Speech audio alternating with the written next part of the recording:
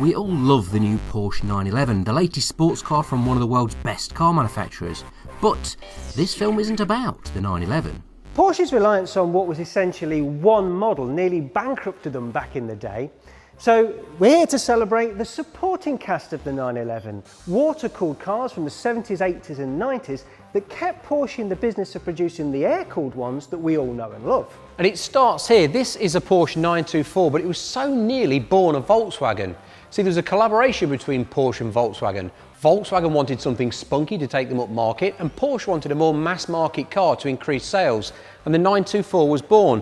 Launched in 1975, it was a huge success. The 924 was powered by a redesigned Audi engine with a Porsche designed head, so it's not just a part-spin van engine, despite what internet ballbags might tell you. It is fairly modestly powered though, 125 bhp for early European models and American cars having as little as 90 horsepower from a water-cooled 4-cylinder engine. Quite a different design to the 911 and built to a budget, but they only weigh 1,000 kilos. They're also robust and handle really well. In '78, Porsche used their experience with forced induction to give the 924 more oomph. The 924 Turbo was good for 170 bhp and performance was almost on a par with the contemporary 911 SC. I'm going to stick my neck out now. I think it's easier to have fun in a cheap old 924 like this than get precious with your 911. Let's try it.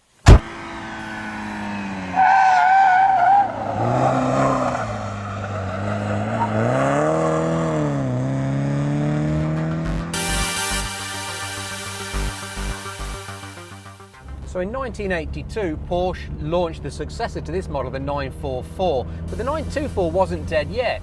They took the engine from the 944 and dropped it into a 924 body shell, and they called it the 924S, and that's what this is. Now this car is actually slightly quicker than the 944 of the same spec because it's a little bit lighter and it's got that slightly slipperier shape.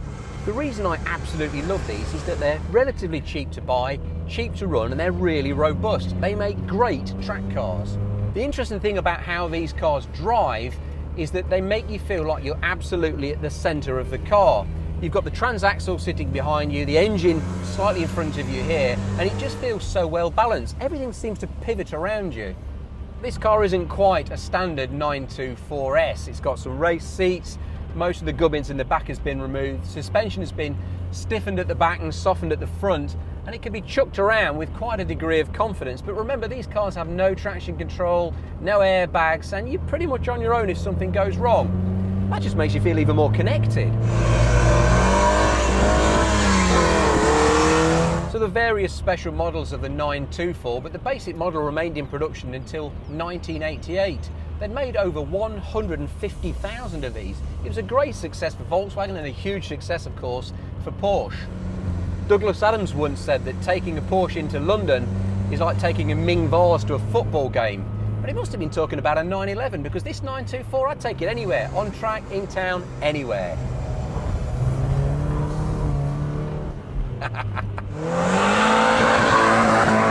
Despite the really impressive sales figures of the 924 in the late 70s, there was always this large bunch of grumbling Porsche purists that felt that the humble performance and modest VW origins of the 924 meant that it wasn't really a proper Porsche.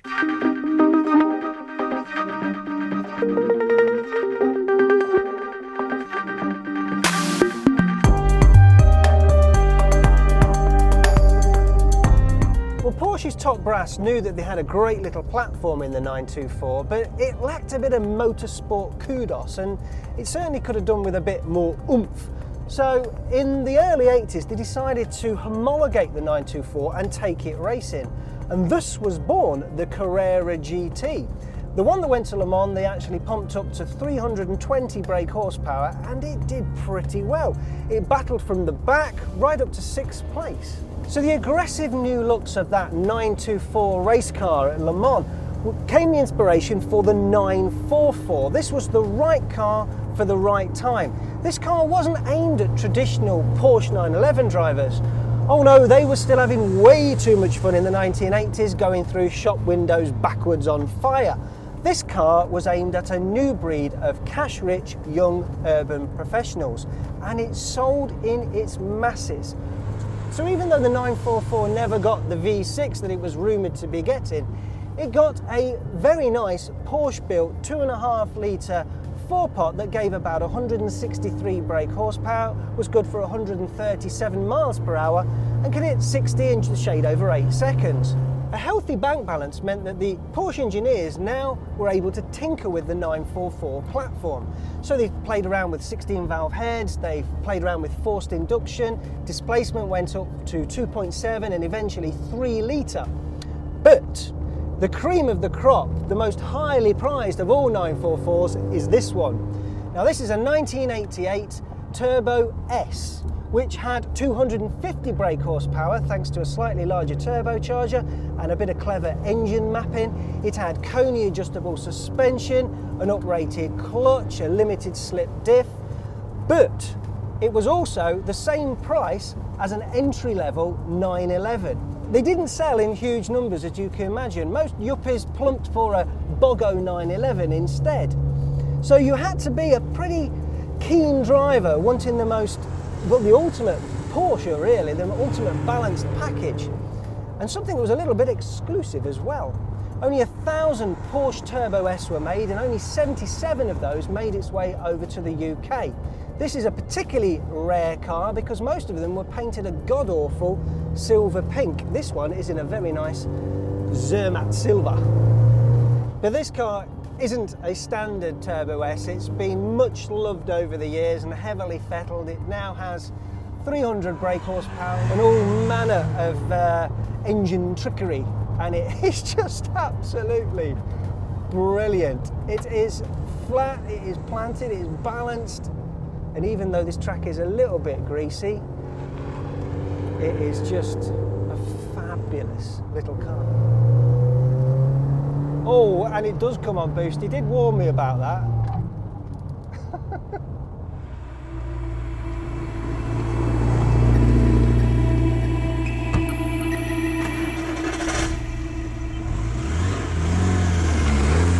So towards the end of its production, Porsche planned to facelift the 944 S2 with a model called the 944 S3. But they got a bit carried away and they created this. This car has 80% new content. They took production away from the Volkswagen factory at Neckarsulm, moved it back to Porsche's HQ at Zuffenhausen, and they called it the 968. Now I love these cars, and I love these cars so much, I bought one. This one, actually. This is my daily driver. It has a 6-speed gearbox, uprated suspension and those sharky headlamps. It was voted the best handling car of the year by Performance Car magazine, and even today takes some keeping up with. I love the cool details. The spare tyre comes with a compressor, there's a simple lap timer in the dash, and there's a flap over the filler cap to remind you to check your oil. It has that faint smell of machinery about it, and every time you get in, it seems to say "race me," but in German. Now, like all German cars of the 80s and 90s, it's really geared for high-end speeds, so it isn't a lot of fun to pot around at low speeds, and you can hear there's a rather irritating rattle from the dashboard. I don't know if the mic will pick that up. What else don't I like? Nothing. Actually, I love this car. So classic Porsches are all a fairly good investment, but I don't think they should be bought and stored away in a garage. I love the fact that I can drive this thing every day. I've taken it to France, I've done some rallies in it, I've done the Nürburgring like everybody really should, and it's been flawless, absolutely flawless. It's got a very interesting engine. It's got the most powerful, naturally aspirated 4-cylinder 3-litre engine in the world, or it was at time of production. That gives me about 240 horsepower, and it redlines at 6,200 RPM. There was a lot of engine development work done on this model too. For example, it was the first model in the lineup to get variable valve timing, so actually not a lot happens when you're pottering around, and when you really start to rev the balls off of the thing, it really flies. A bit like this.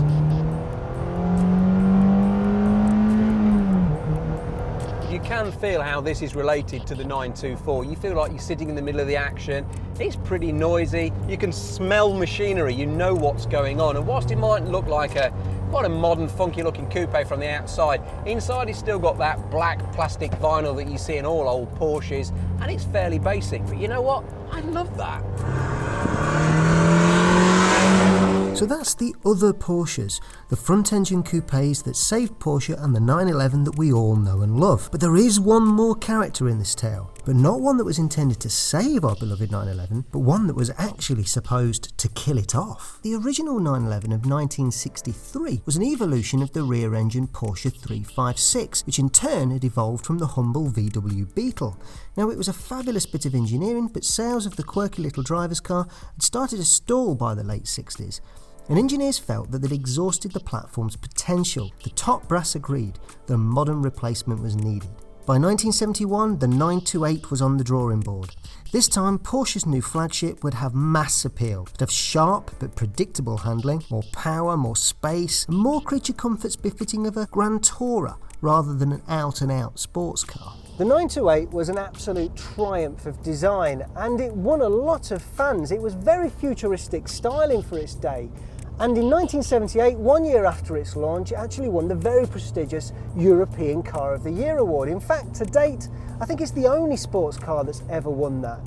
They said they were going to use the 928 to replace the 911 in 1981. That was put back to 1985, and eventually they never phased it out. It was kept at the top of the Porsche lineup, above the 911, if not in the hearts of 911 fanatics. A bit like the Panamera does today.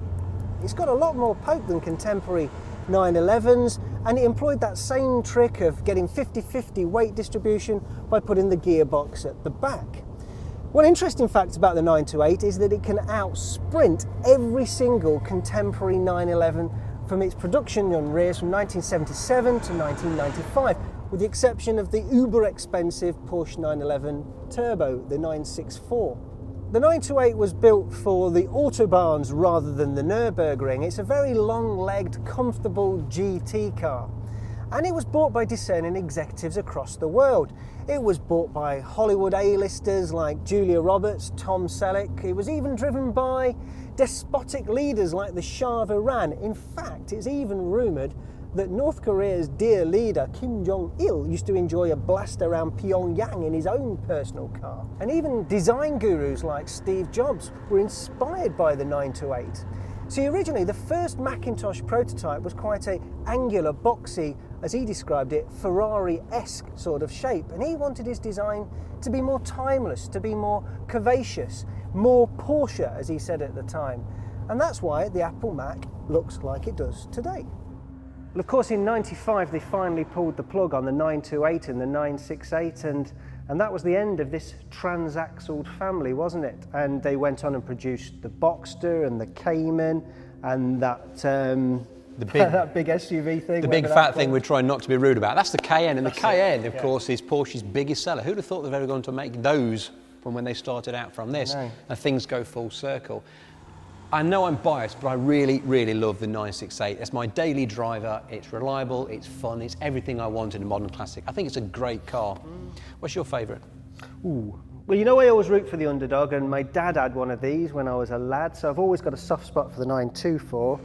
It absolutely kills me to say it, but I do like your 968. I think it is a fab car, but I think quite a canny buy now, because 911 prices are going stratospheric, is probably the 928, an early 70s one before they put all that aero gubbins on it. I think would be a pretty canny buy, so that would be my pick. Yeah, I'd like a 928 as well. Manual gearbox and that mad Pasha trim that makes your eyeball go strange. That's the one. Yeah, great cars, one and all. Of course, Porsche make about 2 billion euros profit a year now, but if it hadn't have been for these water-pumping coupes from the 70s, 80s and 90s, they probably wouldn't be in business today. And I think there's probably armies of car fans out there are rather grateful for that.